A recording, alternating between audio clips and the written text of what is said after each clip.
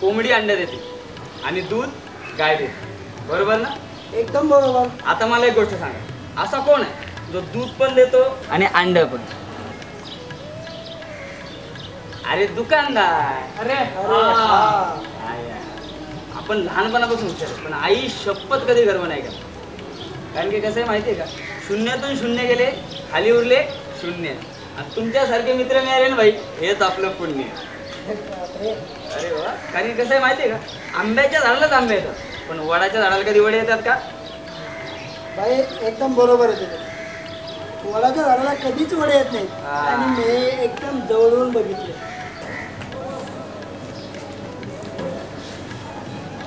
आईच्या गावात रंगबिरंगी फुलपाखरू. कुठे आहे? मागे वळून पाहना.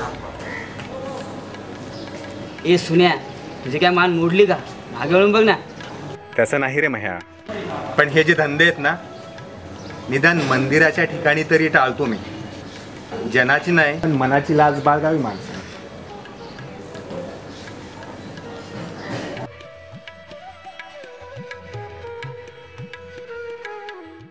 छान किती दिसते फुलपाखरू.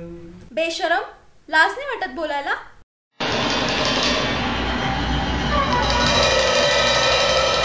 काय झालं रे तू? ही मुलं पप्पा आम्हाला टॉन्टिंग करतायत. का रे, मंदिरासारख्या पवित्र ठिकाणी अशी चाळी करायला लाज नाही वाटत? सॉरी काका, पण काय, अरे मंदिरासारख्या पवित्र ठिकाणी तरी असं वातावरण दूषित करू नका. महेश, काका बोलतायत ते खरंय. आपण आपल्या गावी देवदर्शनासाठी आलेल्या भक्तांना कधी त्रास द्यायचा नसतो. अरे पण यार. महेश, निघ तू.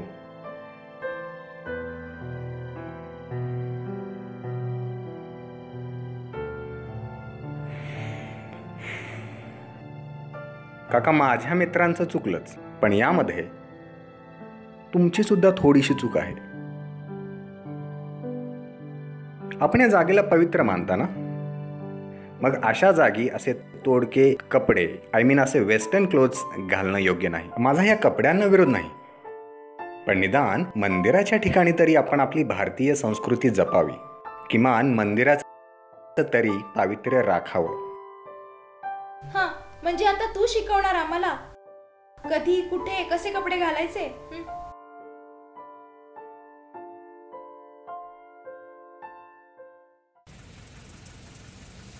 काय मिली आजकालची पोरं, कुठे काय कुणाशी कसं बोलावं याची तर अक्कलच राहिली नाही. लाजा सोडल्यात लाजा.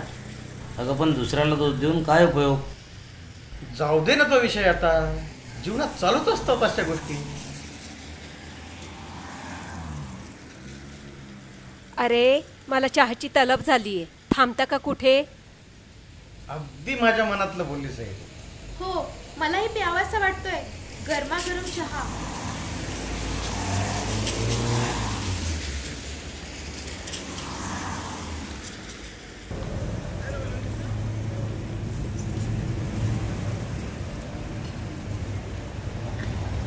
रितू, हे घे, काउंटर एवढे चहाचे पैसे देऊन ये बेटा. येस.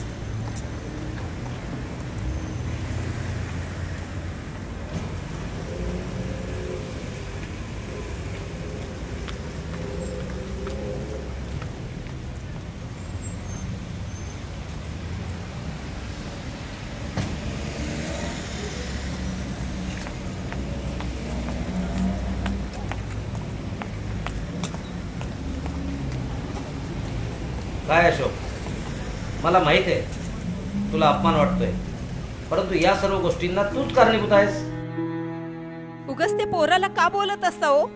तू थांब ग. जर यांना आज मी नाही बोललो तर उद्या यांना खूप त्रास होईल. अरे, या मुलीमध्ये संस्काराचा अभाव आहे. आपण देवदर्शनाला निघालोय, सिनेमा बघायला नाही. कुठे कसं वागावं हे तरी त्यांना शिकव. अरे, मी तुझ्यावर आणि तुझ्या बायकोवर जर चांगले संस्कार घडवले असते, तुझी बायको साडीवर नाही जीन्स पॅन्ट घालून माझ्या समोर उभी असती. अरे, लाड करावा मुलाबलींचा, परंतु त्याला संस्काराची जोड असावी. आहो, पप्पा अगदी बरोबर बोलताय. निदान मंदिरात तरी असे कपडे नकोय. हो भाऊ, बाबा बरोबर बोलतात. तुम्ही लग्नाला जाताना सेम कॉस्ट्युम थोडेच घालून जाता का? मंदिरात जाताना बी असंच पद्धत पाळलं पाहिजे. परत म्हणता दादाने बोलला, तूनच आपल्या पोरासोरा लहानपणापासून असे संस्कार घडवले पाहिजे. असो, असा सल्ला यायचं माझं काम आहे, बाकी तुमच्यावर अवलंबून आहे. हो दादा, निघायचंय ना? हो, जायला पाहिजे. हो, ऐकलं का? मायला आमच्या काळात बाई बाईचे कपडे घालायचे, पुरुष पुरुषाचे कपडे घालायचे. आता मात्र आयला बाई माणसाचे आणि माणूस बाईचे कपडे घालायला लागला. त्यामुळे कळतच नाही तो पोरगा आहे का पोरगी आहे. जाऊ दे म्हणू दे, आपल्याला काही घेणं ना देणं, कुठं तरी जाऊ म्हणणं.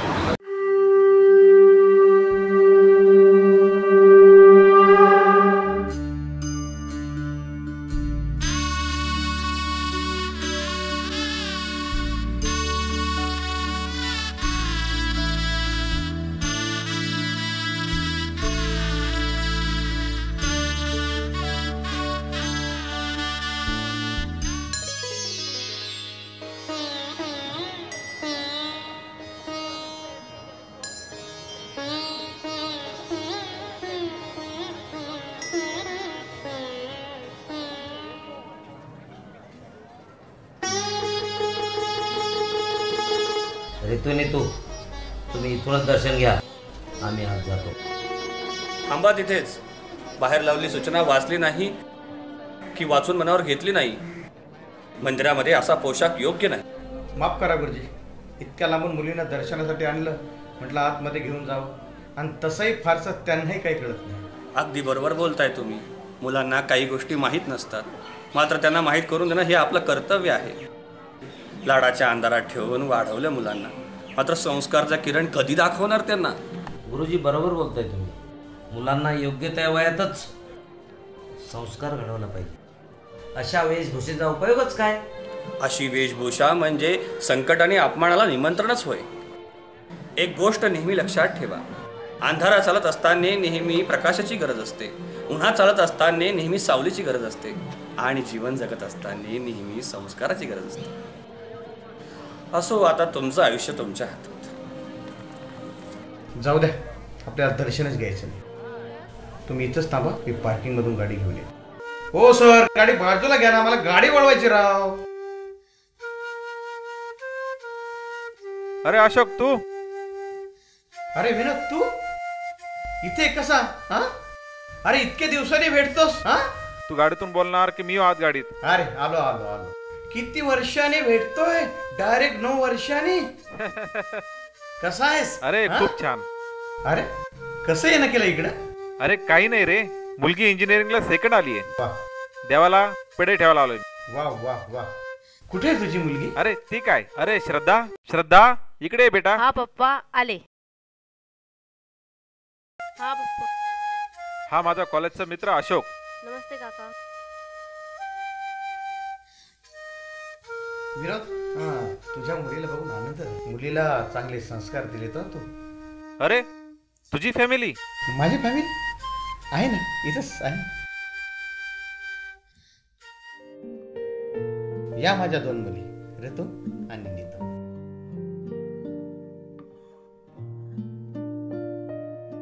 ही माझी मिसेस ज्योती, आणि हे माझे आई वडील.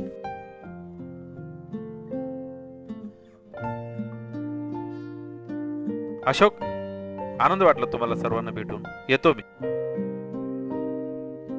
हे माझं कार्ड, मला फोन करत जा. निघतो मी. चला येतो.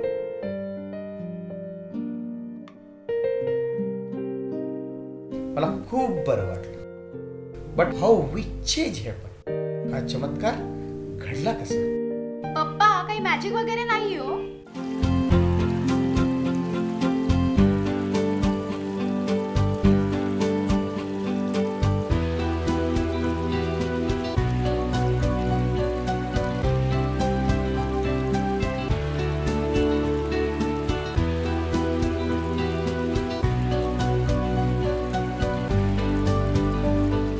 हे काय, खेळ बोलत बसू नका.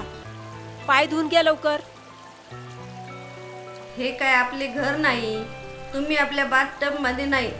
चला लवकर. प्रत्येक वेळेस खेळत असतात, कधी सिरियस होत नाही. अगं मम्मी, तुला माहिती ना मला पोहता येतं. अगं मम्मी, आम्ही समुद्रात सुद्धा पोहू शकतो, काय घाबरतेस? मी काय बोलते तुम्ही ऐकतच नाही. थांबा. ए आजी, तुला पाणी आवडतं ना? अरे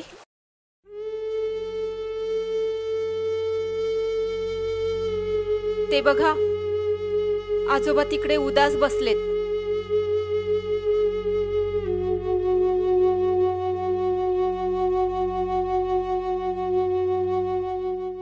अहो, काय झालं? इतके उदास का बसलात? नाही ग, काही नाही. पप्पा मला सांगा, काय झालं? तब्येत बरी नाही का? आजोबा, मला माहितीये तुम्हाला बरं नाही. चला बरं आपण डॉक्टरकडे जाऊयात. अगं मला काहीच झालं नाही, असाच थोडा विचार करत होतो. मला माहिती आहे बाबा, तुम्ही आमचाच विचार करता, हो ना? हो ना आजोबा. तसं काही नाही, मला फक्त तुम्हाला काही समजवायचं होतं. मला माहिती आहे, तुम्ही तोच जुना विषय सांगणार. जुना विषय नाही, तुमची मम्मी चांगली एज्युकेटेड आहे, पण ती कशी वागते हे पाहताय ना तुम्ही. हो. ती पण तुमच्यासारखे कपडे घालू शकते. कुठे कसे कपडे घालावे हे तिला चांगल्या प्रकारे समजते. इतर ठिकाणी कसे कपडे घाला,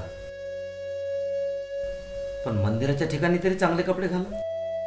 तुम्ही कुठे फॅशन शो, मित्रांबरोबर व इतर कुठे कसेही कपडे वापरले तरी चालतील, पण कमीत कमी मंदिरात जाताना आपल्या संस्कृतीप्रमाणे पूर्ण अंग झाकेल असे कपडे घालावे. आजोबा, दुसऱ्या लोकांचं मला माहिती नाही, पण आम्ही चुकीच्या कधीच वागणार नाही. आम्ही तुमच्या वंशातल्या आहोत, तुमच्या लाडक्या. मला माहिती आहे तुम्ही माझ्या लाडक्या आहात, पण आज काय झालं? तुम्हाला मंदिरात दर्शन घेता आलं नाही. अरे तुमच्यासाठीच आम्ही देवाकडे प्रार्थना करायला आलो होतो, पण आज आपण एकत्र दर्शन घेऊ शकलो नाही, याचेच वाईट वाटते मला. तेव्हा मी तुम्हाला फोर्स करणार नाही,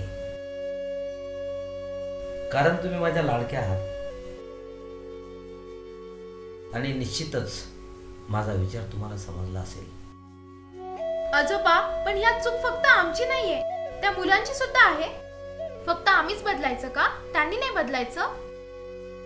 हे मला मान्य आहे, परंतु आपण संपूर्ण समाजामध्ये लगेच परिवर्तन घडू शकत नाही. समाजामध्ये चांगल्या संस्कारासाठी बदल घडवायचा असेल तर सुरुवात स्वतः आपल्यापासूनच करावी लागते. हो आजोबा, तुमचे विचार आम्हाला समजले. यापुढे तुमचं मन दुखेल असं अजिबात वागणार नाही. तसेच कोणत्याही मंदिराच्या पवित्र ठिकाणी आम्ही आपल्या संस्कृतीप्रमाणेच राहू आणि तसेच वागू. आता तरी हसा ना.